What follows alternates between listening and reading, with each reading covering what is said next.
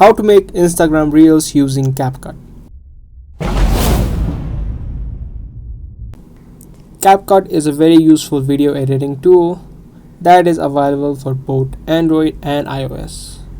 So to make and edit your Instagram Reels, you'll need to download the application of CapCut. Now from the home screen of CapCut, you can tap on New Project and select the video that you want to upload as Instagram Reels.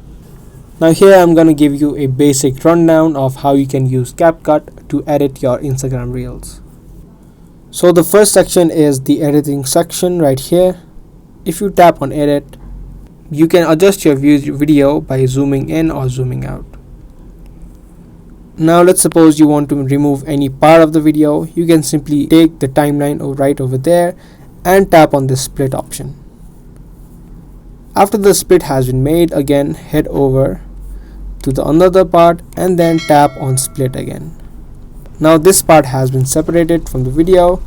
Now to remove it, simply tap on that and then tap on delete right here.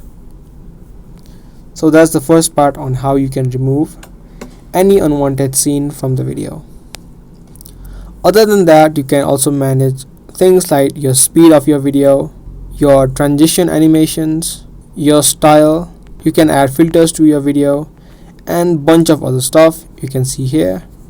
Now if you don't want to use the audio of this video, you can remove it by tapping on this mute clip right here and your clip will be muted. Now you can only add music from Instagram. You can directly add your cover picture directly from CapCut, so you don't need to add it on Instagram Reels. You can tap on upload and upload your cover.